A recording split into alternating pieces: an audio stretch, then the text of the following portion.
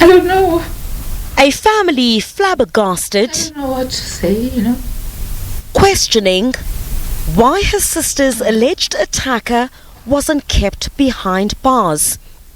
We feel that the justice in this country has failed us as a family. We feel that they're protecting him rather than my sister, because a man with all those kind of cases, he just gets in police within 3 hours, he's out. Nthabiseng Dikgale's husband is believed to have entered her premises on Friday and strangled her. Matome Dikgale was arrested at the scene. He was later granted after-hours bail. Well, this despite repeated cases opened by the victim and a protection order against him. The National Prosecuting Authority has conceded that bail should never have been granted and holds police responsible. When the prosecutor made such a decision, he only had one statement in the docket, so most of the information, including the fact that there was an existing protection order against the accused, was not revealed, including the fact that there was a history of abuse that is known as the victim had reported cases previously against the accused. So such information was not made available to the prosecutor.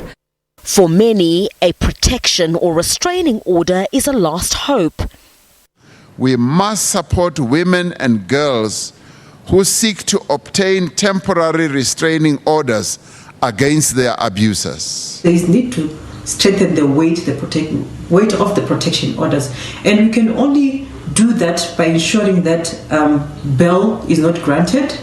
Perpetrators should be given longer imprisonment sentence, and suspended sentence should not even be an option.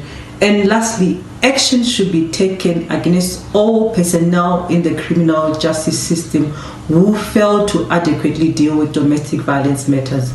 In the whole of her marriage, she's been in an abusive relationship. The accused is back in court for a formal bail application on October the 2nd. Chriselda Lewis, SABC News in Johannesburg.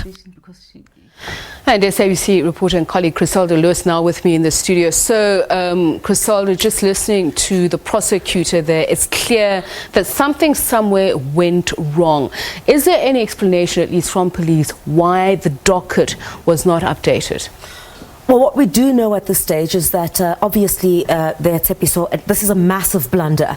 You have a man who is facing such serious allegations, who was basically set free, was granted bail, and what the National Prosecuting Authority is saying at this stage is that they're basically placing the blame at the doorstep of police, and are saying that the investigating officer in this case did not furnish the prosecutor with all the details, including the fact that there seems to be a history of abuse in this instance, the fact that there is a protection order that has been in place, and also pertaining to the injuries and the condition of the victim herself, who is still in hospital at this stage. So, what happened there? Why is she in hospital? Well, on Friday, what we do understand is that after she had, for the longest time now, been threatening to leave her husband, this is a domestic issue, and when, according to the family, the alleged perpetrator did not want to sign the divorce papers. That's according to the family.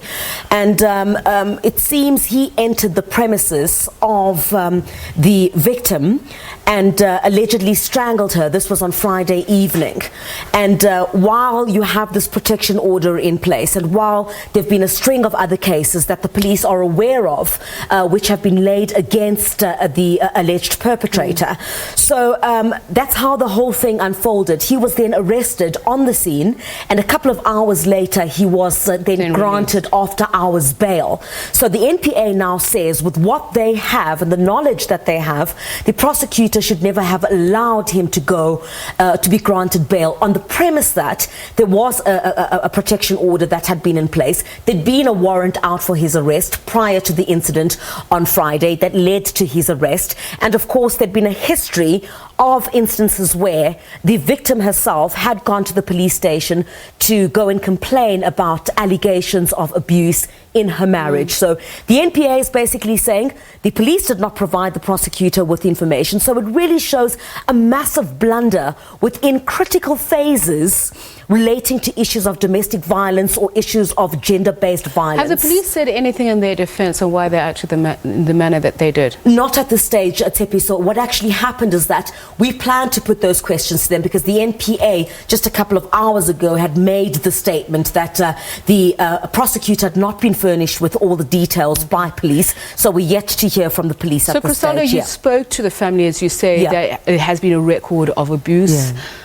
Are you able to tell us about other incidents that she suffered to just get a sense? I mean, I'm sure there are many women who are watching who can relate to the perpetrators being let out either within a couple of hours or protection orders being purely ineffective. You must recall, Tshepi, so in part of that clip, you saw President Cyril Ramaphosa say, you recall earlier this year when he opened the Boyson's Magistrate's Court, where he said that support must be given to women who are seeking interim protection orders. And this is a typical case of where it seems that a protection order is nothing but just a piece of paper.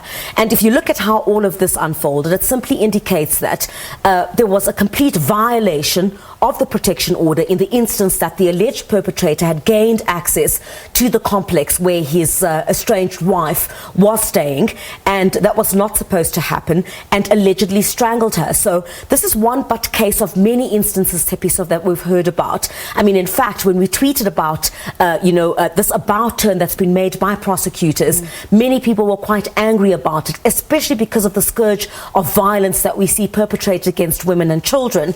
So, to answer your question, I mean, at this point, you've got a family that's saying, we've long been crying out to police. We haven't gotten any assistance.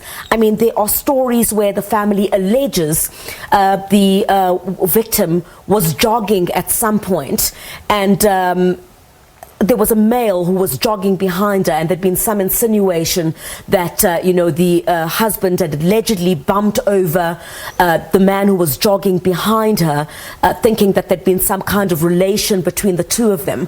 Just horrid incidents, of course, which all still need to be proven. These are mere allegations that have been put, I have to point out, because he's not been convicted on any of them. But in this instance, what really raises eyebrows is that the police were aware of multiple instances where complaints had been laid, and there's a protection order that's in place. There was a warrant of arrest that had been out since until the incident on Friday, and there you have a man who was let out on bail, and the NPA now says that should not have happened. Thanks a lot, Chriselda. Hopefully this is a wake-up call, not only for police, but the criminal justice system.